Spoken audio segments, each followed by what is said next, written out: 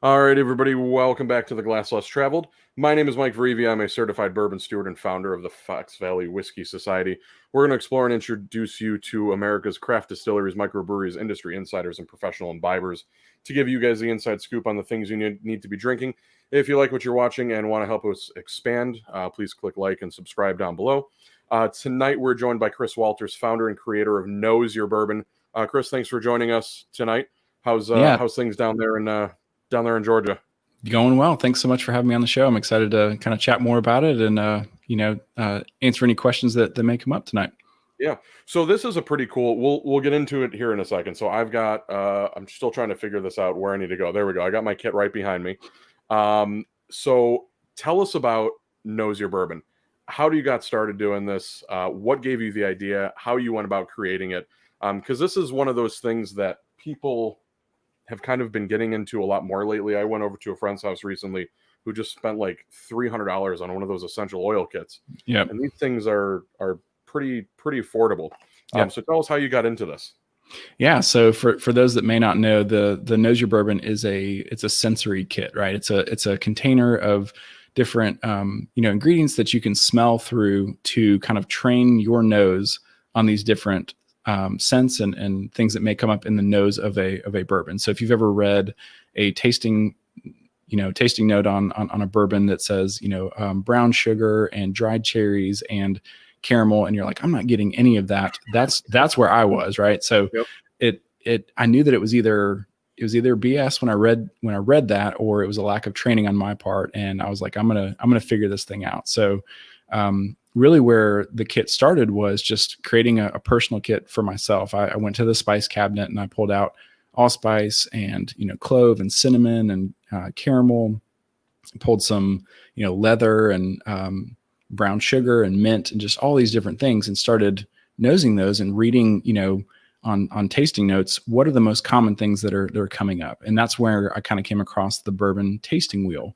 And so if you've ever seen one of those, it's kind of broken into 5 major categories. You've got your grain notes, you've got your fruit notes, you've got your sweet notes, your spice notes, and then your, wood and nut notes. And so I wanted to put a kit together that had some things that represented each one of those 5 categories so that I could be a little bit more, specific when I'm nosing something, when I'm tasting something.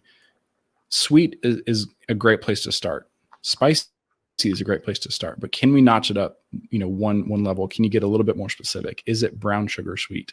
Is it cinnamon spice? Is it black pepper spice? So that's where this idea of a kit. And just like you said, I did some research. I was like, I don't think I'm creating this thing from scratch. I think nosing kits are out there. Mm-hmm. And I came across them that were $300+ and they looked amazing, but they're $300, Right. I'm like, how many bottles of really good bourbon could I get for that? So I felt like there was a market for something at a lower price point. And so that's where this whole thing kind of came out of.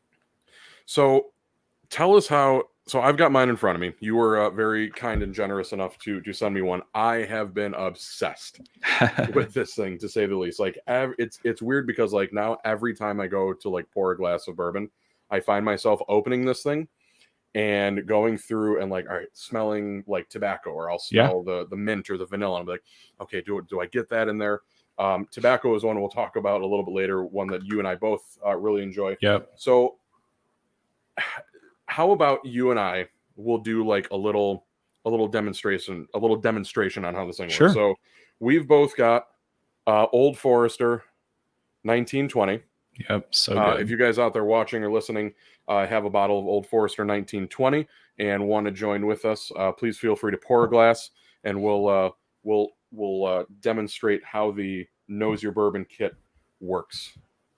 Yeah, absolutely. So, there's really no wrong way to go about this. You can either start with the kit or you can start with your glass. Right? There's kind of 2 ways to approach. Maybe I just want to sit down for 2 hours with the same glass of bourbon, and I want to go through every one of these notes and maybe have a sheet of paper there to jot down some notes. And I'm going to go, okay, the first note, it's, vanilla bean. It's real, Madagascar, straight vanilla bean. I'm going to open this up and I'm going to smell that right now. I'm going to get that on my nose right now. So I don't have to think back to a memory. I think this is what, this should smell like. I smelled it right now. Like it is super fresh in my memory. Then I go to the glass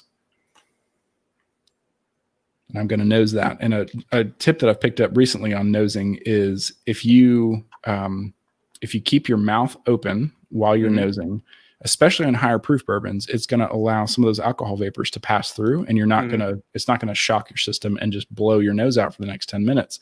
So make sure you keep your mouth open when you do that. It sounds super awkward before you nose. Also, you'll see if you rotate from one nostril to the other, you'll find that one is a little stronger than the other, or you may pick up different notes based on each one. And really what I'm trying to do here is say, does this bourbon have this note in it? And it could be a yes, no. It could be a scale of 0 to 10. So like here's caramel. I'm going to nose caramel. On this 1920, I get a ton of caramel notes. And so as I nose that and I go to nose 1920, those aromas. There's my caramel. Yeah. Those aromas are now more for sure. Yeah. accentuated to me. Right. So you'll find, and then you might go to, mint, for example. I get 0 mint on this. And someone else may, right? Like there is no wrong answer when we're doing this stuff. That's what's great about it is like one person will get cherries and black pepper and wheat and these different aromas, and someone else gets something totally different. But at least you're having a conversation now, right? You have vocabulary to put behind it. It's not just it's grain forward or it's spicy. Like let's take that one step further and be a little bit more specific with that. So that's really the approach. Is you can go each element, run it down, go to the glass and say, is this present? Is this note standing out to me more in the glass now because I've just smelled that? So this one and this is one that I've had quite a few times. I really, really enjoy the Old Forester 1920. You're right with the caramel, but now I just open up the brown sugar. I get tons of brown, like loads of brown sugar. This is like a dessert bourbon. Like for sure. As I was going through this, I mean, I was getting everything from like maple nut goodies. If you've ever had those before, they're like the roasted peanuts with the maple, toffee on top of it. I got like notes of like that dark chocolate and caramel. And so immediately my mind goes to, well, what food is like that I've had? Brownie a la mode. Like this is a brownie a la mode drizzled with caramel, and then to represent the spice note, like, is it black pepper? Is it, cinnamon? Is it something else? This kind of feels like if you ever had hot honey, it's like you took a brownie a la mode and put hot honey on it. Like I've never had that before, but it sounds kind of great. I might try it sometime, but that's the kind of spice that I'm picking up off of this. So I love the combination of sweet and spicy. And I think that's why bourbon stands out to me among all other, whiskeys. I've tried Irish, I've tried Scotch, I've tried Japanese. Nothing hits home for me like bourbon does. And I think that's why. Yeah, I totally agree. We do a lot of bottle shares, at least a couple. We try to do a couple a month with different friends.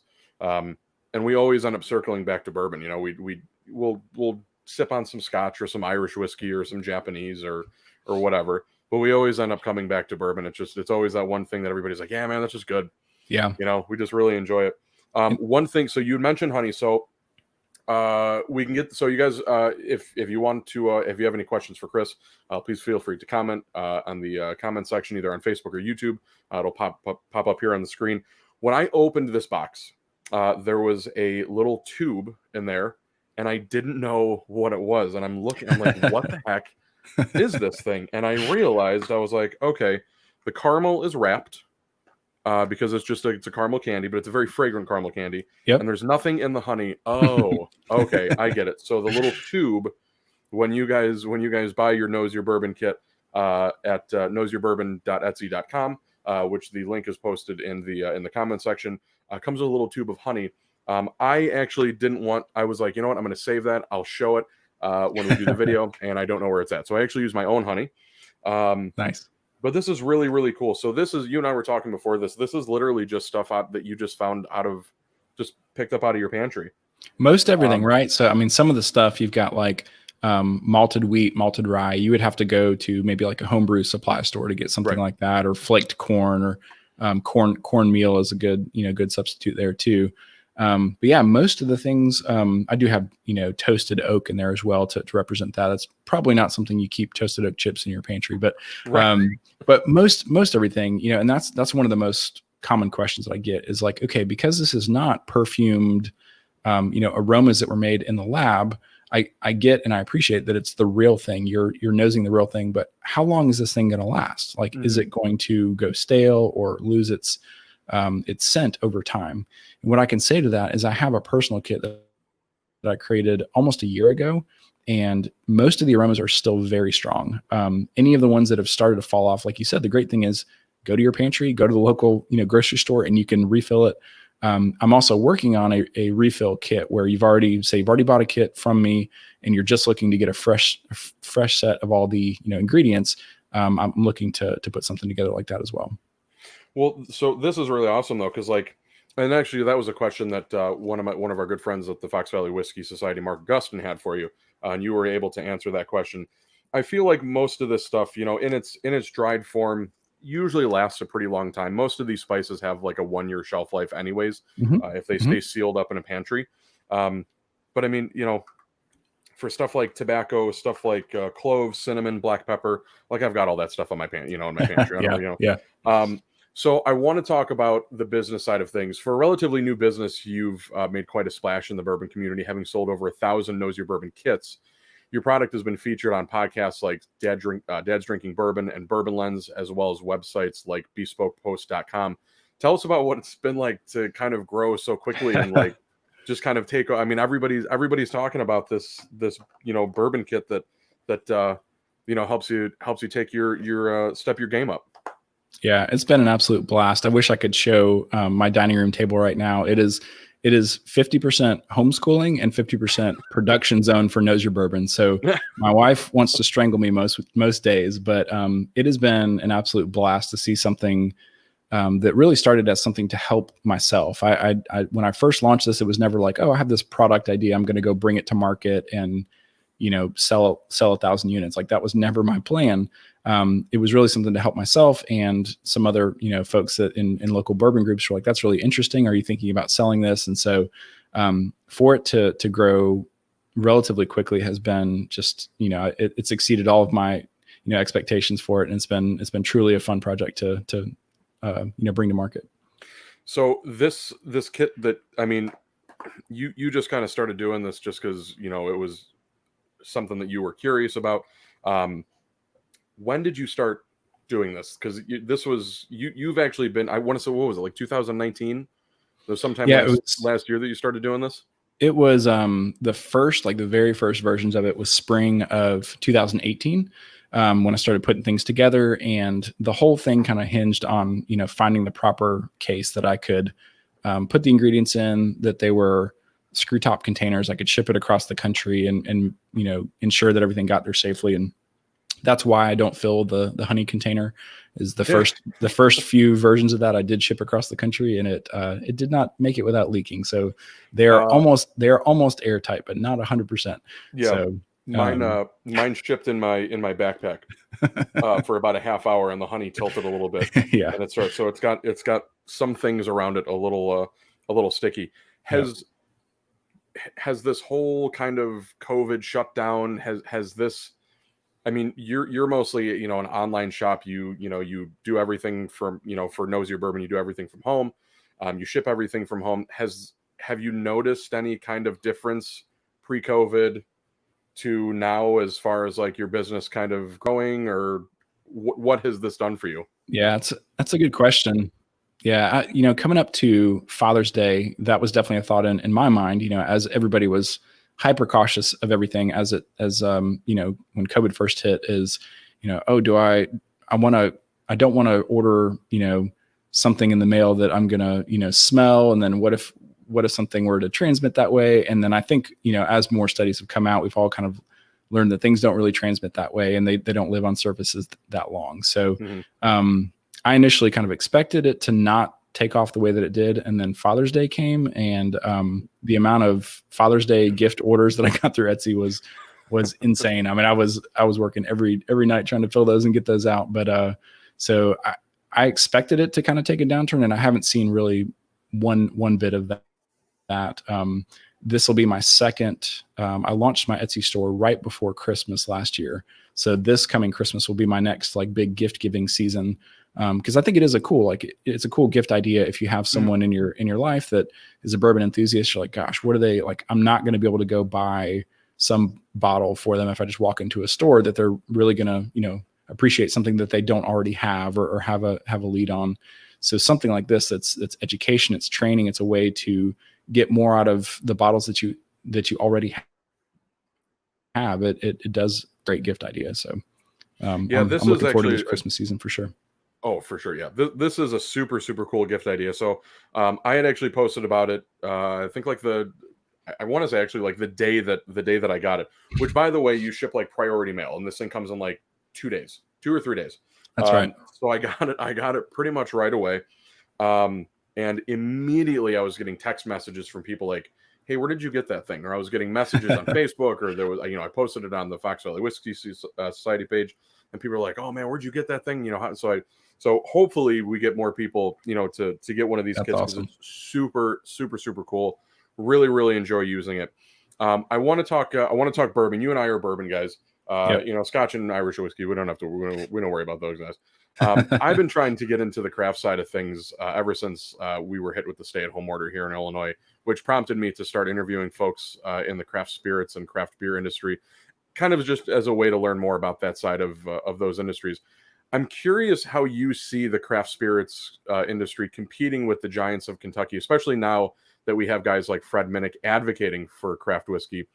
Regardless of who says what and advocates for whomever, it seems like the consumer really just wants to support their favorite big distillery in Kentucky, which is causing many craft distilleries across the country to close their doors. Do you think there is a light at the end of the tunnel for the craft spirits industry, or do you think it's just going to keep, heading south?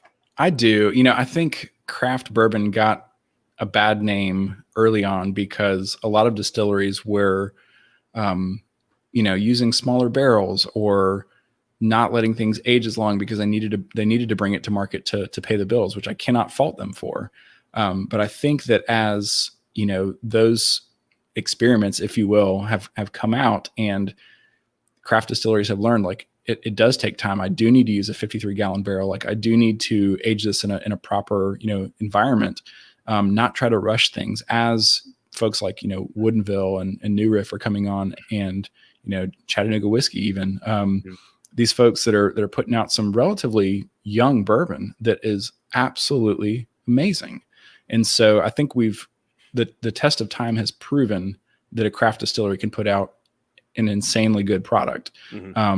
So I think that, obviously my heart goes out to the craft folks right now that don't have a giant corporation behind them to help them kind of fund and stay through COVID, because you got to think about all the revenue sources that they're not getting now. They're not getting, tastings and tours and everything like that. So I would encourage everybody, if you have a local craft distillery that you enjoy their product, go support them, go buy a bottle, go visit them if you can in some fashion, try to pump some revenue into that, because, no one knows how long this thing is going to go on. But, if you enjoy a product from a local craft distillery, go support them, because the worst thing would be for them to not be there when this all, finishes through. Yeah. Fred Minnick, I think, said it best when he said, support them today so that they're here tomorrow. Everybody loves supporting small businesses. It's something that everybody posts about, hashtags about. But it's also kind of interesting in the bourbon community, because you kind of almost see like this double-edged sword, or this hypocrisy almost, with these guys that are chasing Weller, and they're chasing, Old Forester is going to be putting out their birthday bourbon like next week. And they just put out a press release today saying, that they're not doing curbside pickup right now. So it's interesting to kind of see these guys who are like, oh yeah, we support small business, but then it's like, oh, I just got the latest Weller. It's like, listen, man, Buffalo Trace doesn't need any more of your money. Like they do put out a great product, not to rag on Buffalo Trace, but like they'll be okay. They'll do just fine. I started, like I said, I kind of started this whole thing just because, I'm really into going to those, those small distilleries and those local guys that are just putting out like a really good product, like Woodinville or New Riff, we a few months ago, I actually spoke with David Whitmer, the master blender over at MGP. Nice. And that was quite a learning experience. I had a couple people message me after that, and they're like, I didn't really like MGP too much, but after listening to that, now I see that they're a big, they're a behemoth in the industry, but really they're kind of one of the little guys too. They're helping all these, all these people that have this dream of creating a bourbon or some kind of whiskey, and they're there to help out. You showed me your whiskey collection. You have a Google Documents of your whiskey collection. I noticed a ton of stuff on. I was looking because we were trying to figure out what we both have. That's right. That we can both sip on, and I'm like, man, you have got some crazy stuff. What have you had, like, just personal opinion, out of like the craft distilling world, that you're just like, man, this kind of like sets the bar pretty high for craft distilleries? Probably the most recent thing is Woodinville, the cask strength. There's a couple of stores here locally that have done some barrel picks, and I forget what the age is on those. I don't want to misquote them, but 120 proof, relatively young. They are just flat phenomenal. There's so much flavor there. I don't get 1 ounce of like, oh, this is young or it's green. I don't get any of that, and so they're killing it. A lot of the New Riff products, even the New Riff rye was really good. I got, have you ever had those like gummy spearmint candies that are like covered in sugar? That was like, there's like the green mint ones, leaf. Right? Yeah. The green mint leaves. That's the note that I get on that New Riff rye. I thought it was really special. Did you have a chance to try the backsetter? No, I haven't. New Riff backsetter? I haven't. Is that the peated one? Yeah. I'd be interested to hear your thoughts on that when you actually get around to trying it. Yeah. We have a couple members of the Fox Valley Whiskey Society that really enjoy it. I myself just think it's kind of one of those, it's just kind of oh, hey, we did this thing, like, here, go ahead and try it. Yeah. So let's get a little nerdy. I want to kind of talk about, like, the smell and kind of how this kit works. The sense of smell is the strongest sense we as humans have, and it's closely linked with memory. Many times when we describe bourbon or hear bourbon being described, it's often a memory of something that's being mentioned. Things like, oh, this reminds me of my mom baking cookies when I was a kid, or it takes me back to when I would eat waffles, watching cartoons on a Saturday morning. When you nose your bourbon, are you trying to recollect a memory, or are you trying to pick out individual notes? And does the kit help you do that if you are trying to, like, remember something, from the past? Yeah, I think it's a good mix of both of those. I think, like you said, you can smell something that was, your grandmother's or something, and immediately you're transported back to a place, a time, and there's just so much memory deeply tied to that smell. And so for me, it's a combination of the two. There's sometimes where I'm like, oh, that's making snickerdoodle cookies in the kitchen, with my mom or something like that. Or this reminds me of like smoking barbecue, or, some experiential thing like that. I always enjoy when I can tie it back to something like that, rather than just like, oh, brown sugar or dried cherries. So I think it's a good mix of those two. But what I found is, there's 18, ingredients in the kit. But what I found is that just spending time with those 18, it's not like I'm only strengthening my, ability to pick out those 18. There's other things that are not in the kit that, just because you're practicing, you're spending time with it, you're getting your mind to think about aroma and scent and baking and cooking and all these things, like other food, elements are going to come to mind. And it just gives you that much more, vocabulary to share with other bourbon enthusiasts. Like, hey, what do you think about this? Rather than saying like, it's good, or it's not that great, or it's fine for the price. Like, that's an okay place to start. But if you can really get in and share some notes, you might save yourself, $70 on the next bottle, because someone's like, oh, I get a ton of clove in this one. You're like, I really don't like clove. So I might pass on that, for example. And now that you say it, I'm smelling the clove right now. Clove reminds me of clove is like a very like Christmassy or like a holiday kind of sense. Same with like nutmeg and cinnamon and allspice. It's really one of those holiday spices. For sure. My mom used to do Yeah, she used to do a ham in the oven, for Christmas Oh, or something like yep. that with cloves in it, and so Poke a I little. immediately get Yep. that like salty meat, kind Yeah. of You know what? Yeah. cooked meat. Yeah, it does. That actually kind of now it reminds me of like standing in a kitchen with like a ham in the oven, and that's what I'm smelling. Yeah. So you've got there are 18 cents in the Nose Your Bourbon Mhm. kit. They include everything from common grains like corn, wheat, and rye to sweeter aromas like honey and caramel to savory aromas like leather and tobacco. I have found that I get tobacco in way more bourbon than I thought I would have ever found. And Yep. I've learned that tobacco, because of this kit, I've learned that tobacco is one of my favorite notes in both aroma and flavor. Have you personally found any aromas and flavors that you like that you would have never been able to pinpoint if it weren't I for a nosing think kit?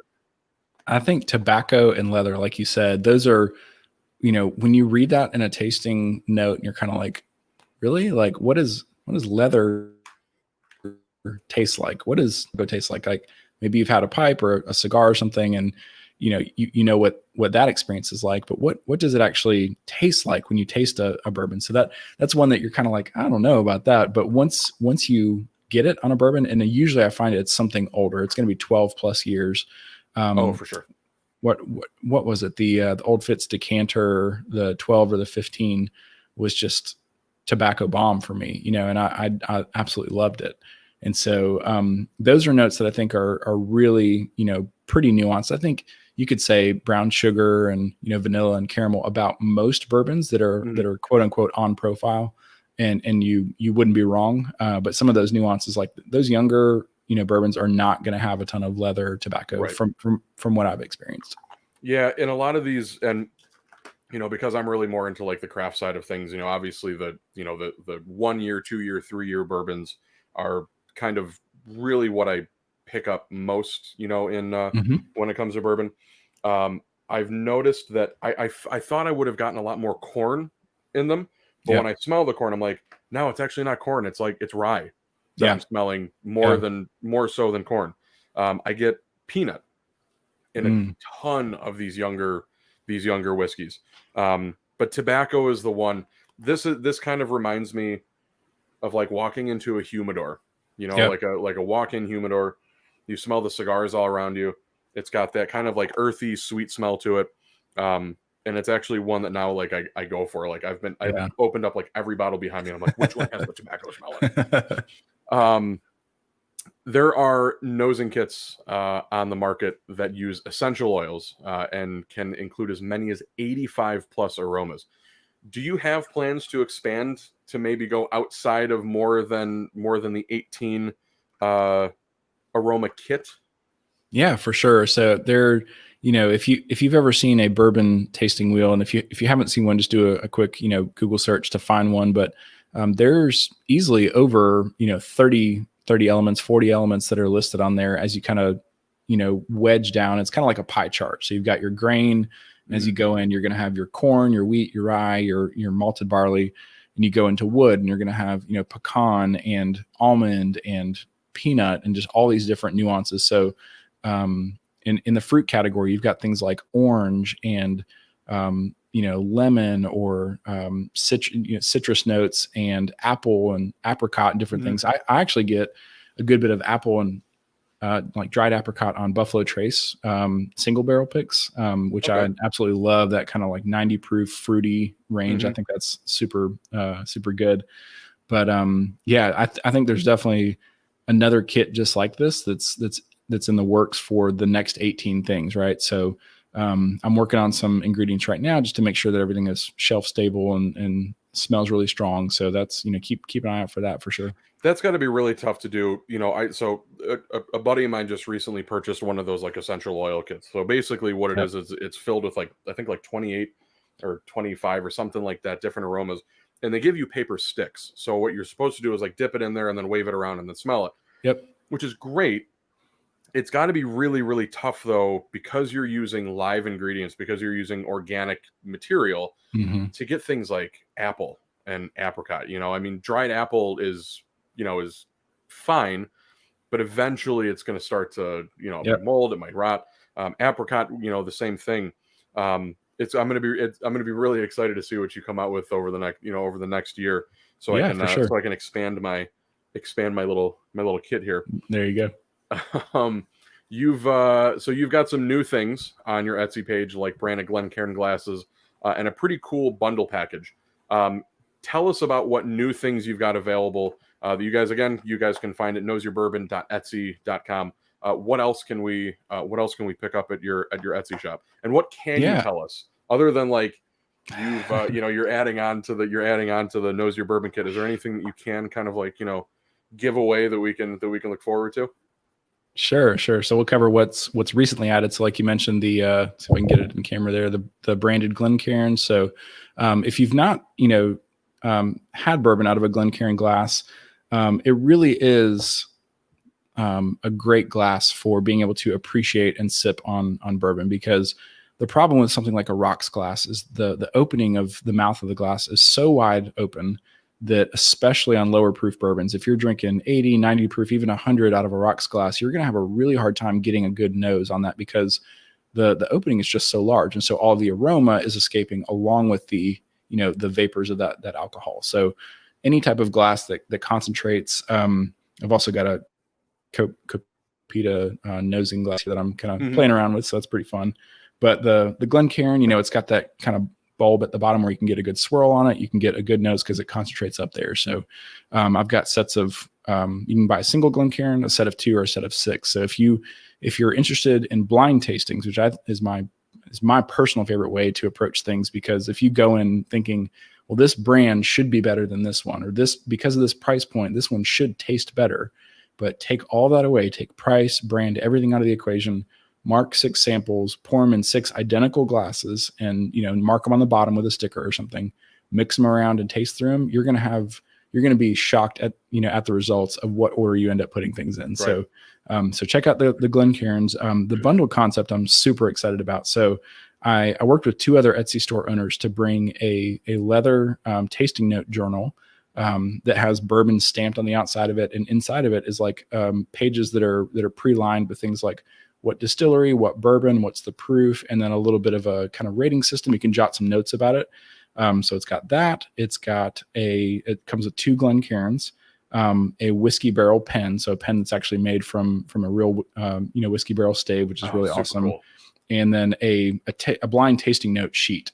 So this is something I really struggle with. If I'm sitting down one night to go through 4 to 6 different bourbons, trying to put them in a ranking order, like, oh, which one was best? Was 2 better than 5? I don't really know.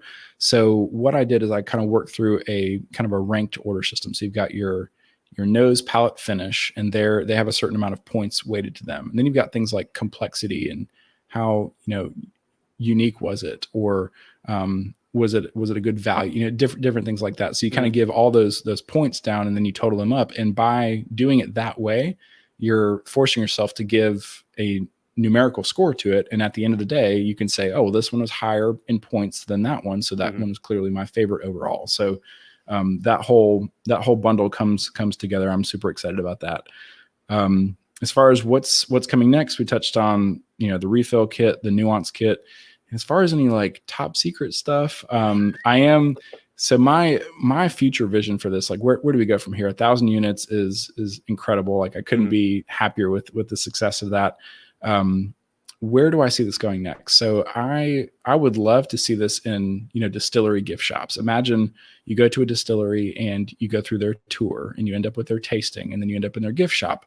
And what better way to take an extension of that brand home with you than to take a co-branded nosing kit? Maybe it's Woodford Reserve and Knows Your Bourbon. Maybe it's Four Roses, Knows Your Bourbon, and they take that home with them.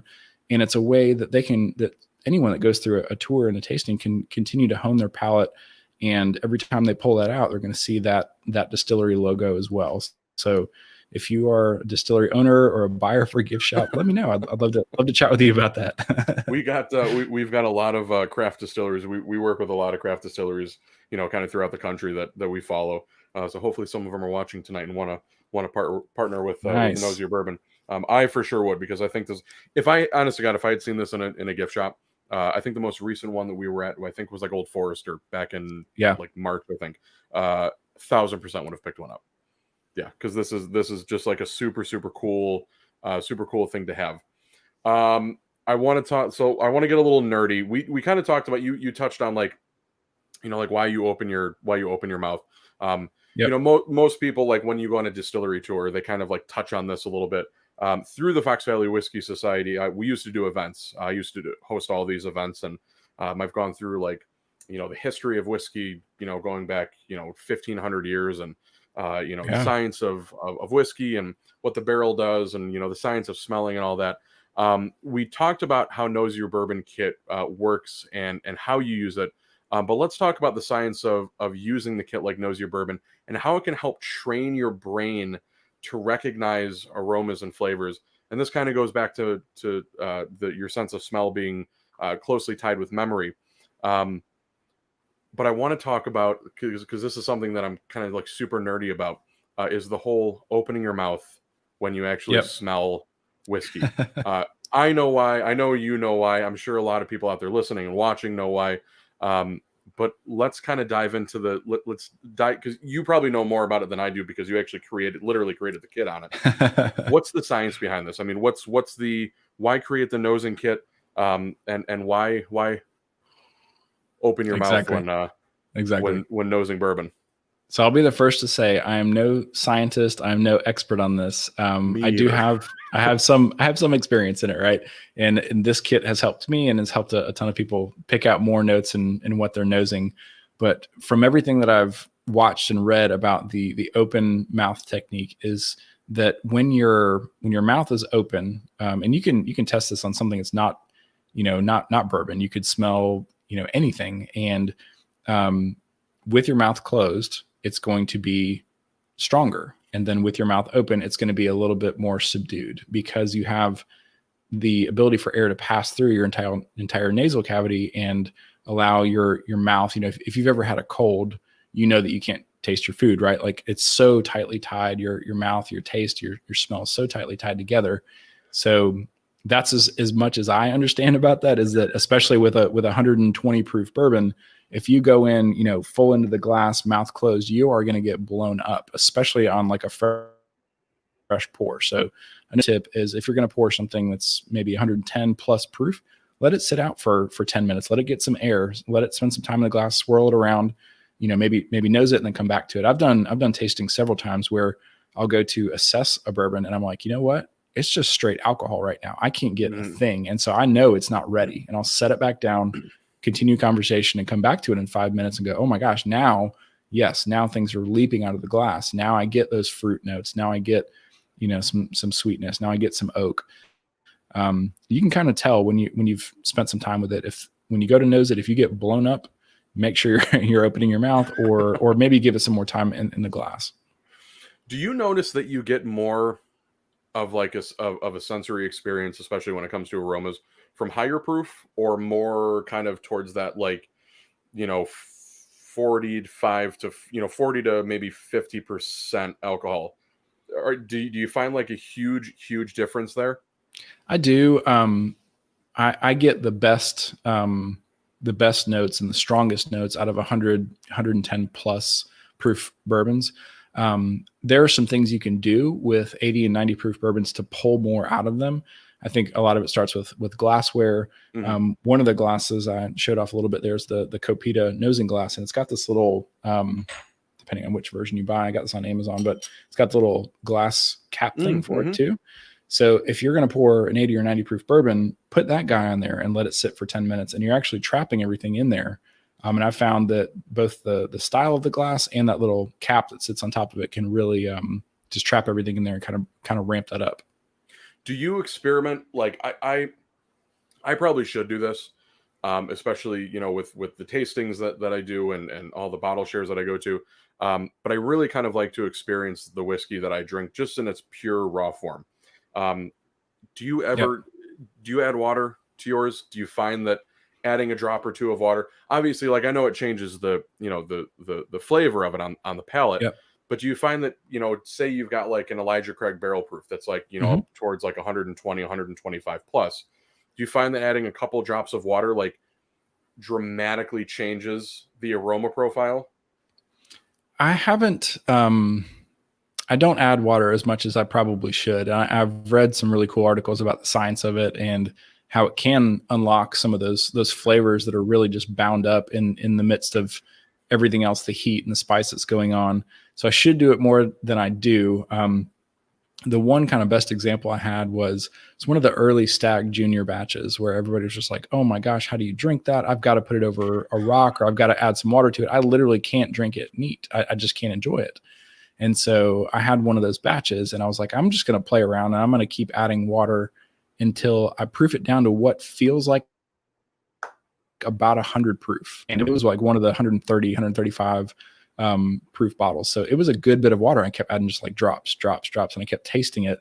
And it finally got down to like a 90 to 100 proof. And it was amazing. It still had so much flavor. I couldn't believe that it held up that well. And it was, now I wasn't like, singeing my esophagus on the proof, but it was still really, really enjoyable. And that was really the one experiment that I had with water where I was like, oh, that's pretty cool. I need to do that more often. Are there notes that you pick up on the higher proof bourbon? And I think we already touched on this, but are there notes that you pick up on like the higher proof bourbons that like specific notes, like, like I'm looking at the kit right now, like brown sugar, cherry is one that I get a lot on like some higher proof bourbons.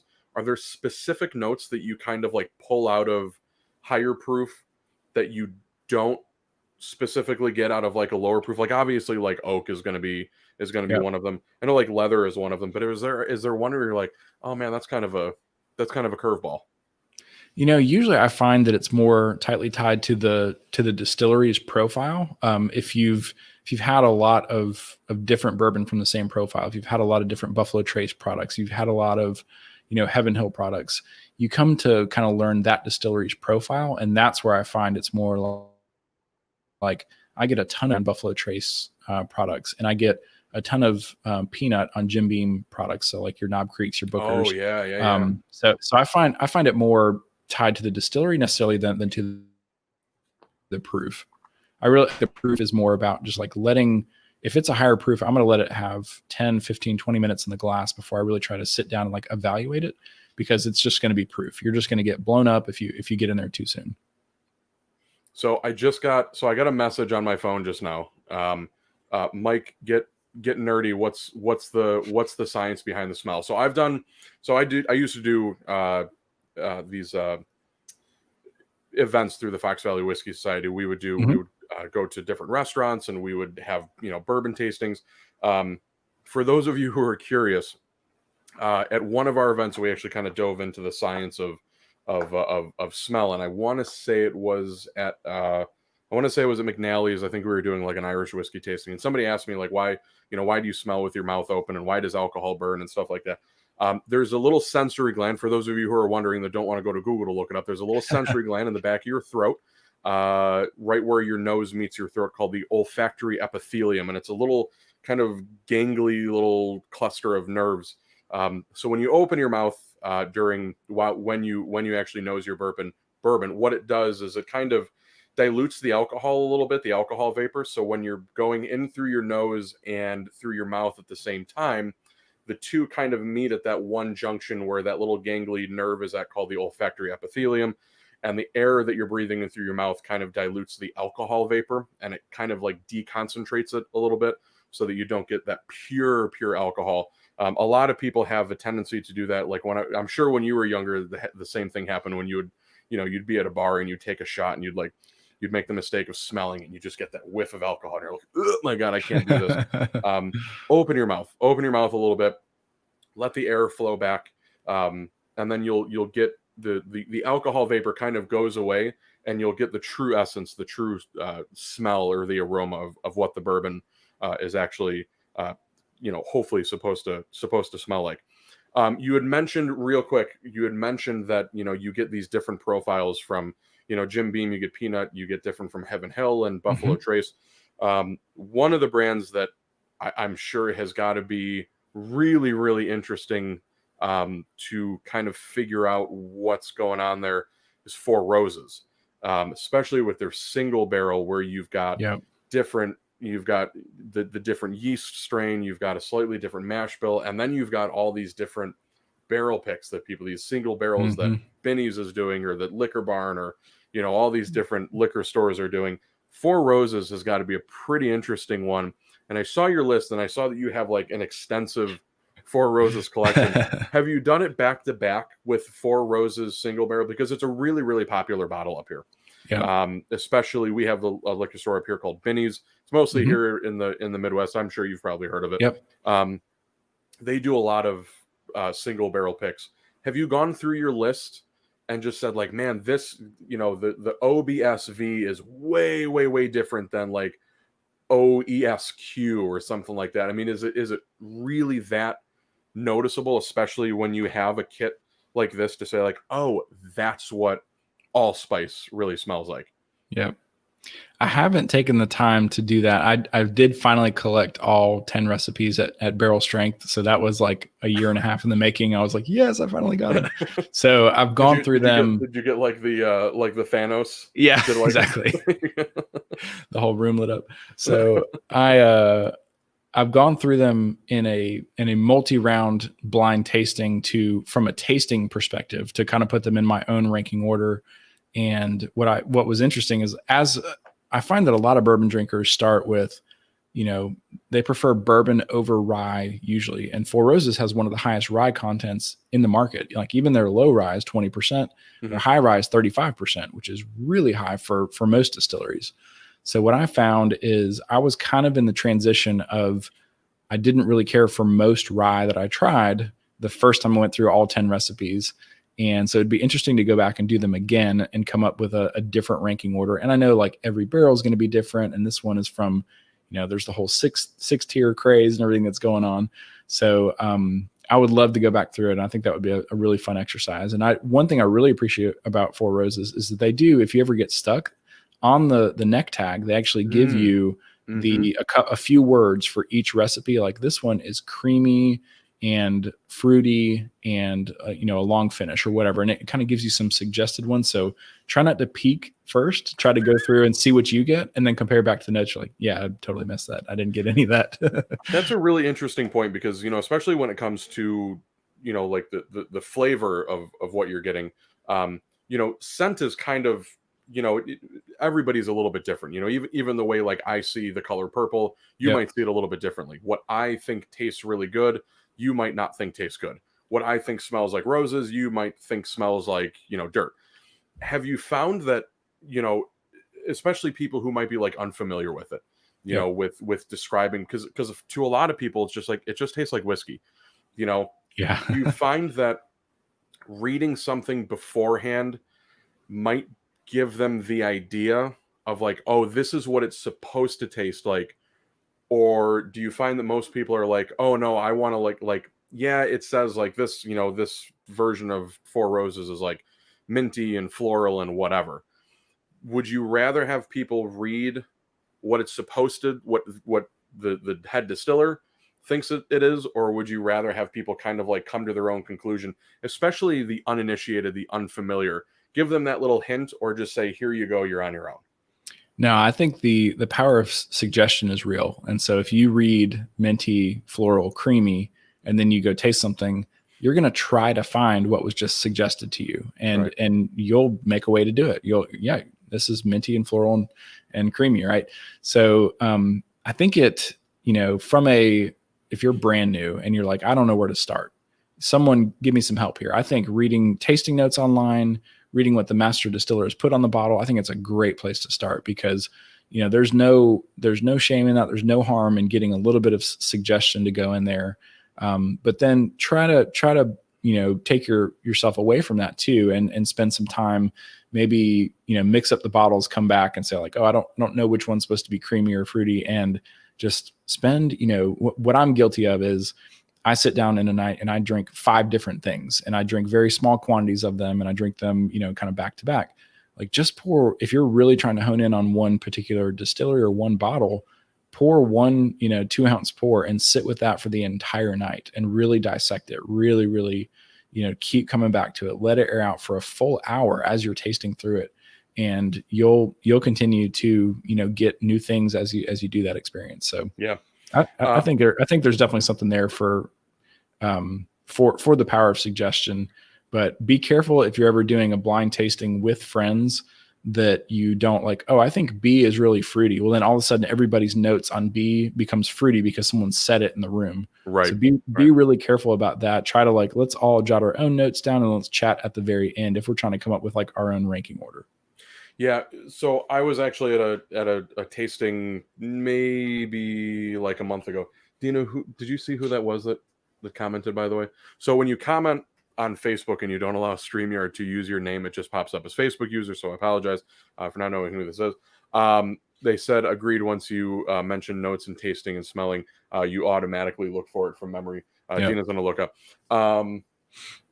Joe, our good buddy Joe, who actually works at Benny's. Awesome. And actually this, so we were a few weeks ago, we were at a tasting. Joe was there.